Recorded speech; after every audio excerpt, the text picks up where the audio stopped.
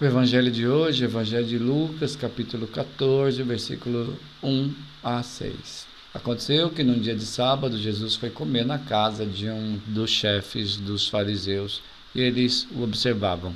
Diante de Jesus havia um hidrópico. Tomando a palavra, Jesus falou aos mestres da lei e aos fariseus: a lei permite curar em dia de sábado ou não? Mas eles ficaram em silêncio. Então Jesus tomou o homem pela mão, curou-o, despediu-o. Depois lhes disse: se algum de vós tem um filho ou um boi que caiu num poço, não o tira logo, mesmo em dia de sábado? E eles não foram capazes de responder a isso. Palavra da salvação, glória a vós, Senhor. Comentário ao Evangelho. O que é permitido?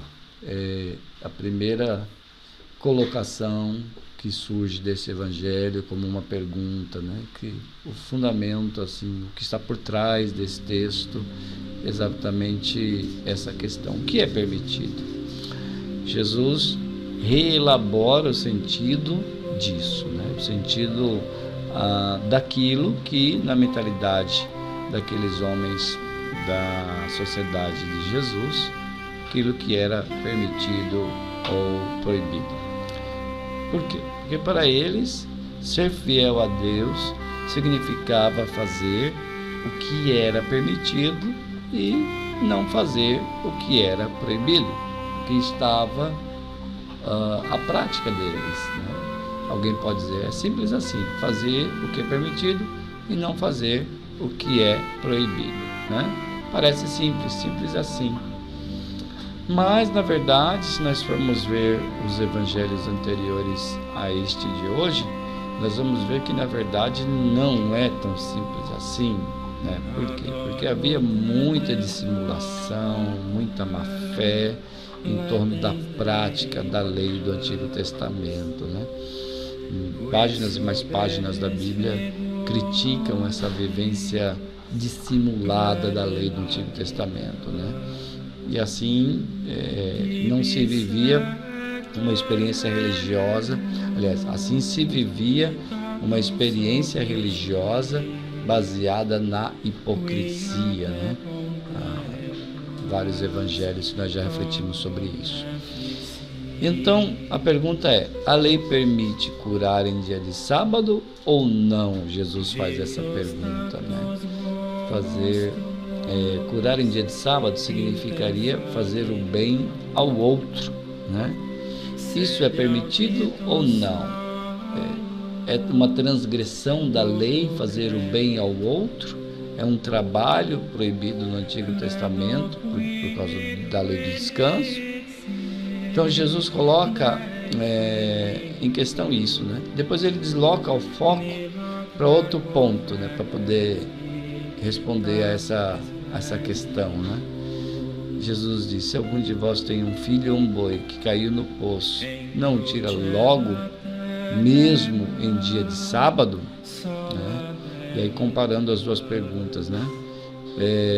Quando se trata de coisas que interessam a vocês, vocês com certeza agiriam. Se o boi cai no poço, vocês com certeza iriam lá tirar o boi do poço mesmo em dia de sábado, não ia deixar ele morrer, quanto menos ia deixar morrer um filho. Então, quando se trata de coisas que interessam a vocês, vocês com certeza agiriam. Mas, quando se trata de fazer o bem a um terceiro que não seja você mesmo, não pode agir, não pode curar, não pode ir ao encontro daquela necessidade. Então Jesus, ele vai ao cerne da questão aqui, né? O tema é bem polêmico e Jesus enfrenta essa polêmica sem medo de ser condenado, perseguido, criticado por essas pessoas, né? Com isso, Jesus mostra que a fé verdadeira supera essa coisa do pode, não pode, né? De uma religião baseada em regras. Até hoje muita gente vive essa religião do pode ou não pode. Pode, padre, pode fazer tal coisa. padre, é verdade que não pode fazer tal coisa? E fica uma religião baseada em regras, né? Do proibido, do permitido. Eu posso fazer isso, eu não posso fazer aquilo. É pecado fazer assim, não é pecado fazer assim? Uma religião do pode e não pode, né? Então, qual é o problema? Quando eu encaro a religião assim, como um conjunto de regras que eu posso fazer ou não posso fazer, a consequência será ou o medo de transgredir regras, e aí eu termino vivendo nesse espaço, né, do medo, ou o excesso de confiança em si mesmo por cumprir as regras todas direitinho. Então eu sou esforçado, eu sou bom, excesso de confiança em si mesmo, né? Então, de um lado, uma religião onde eu tenho medo de ser castigado porque não cumpri as regras, e do outro lado, porque eu cumpri as regras, então eu sou bom.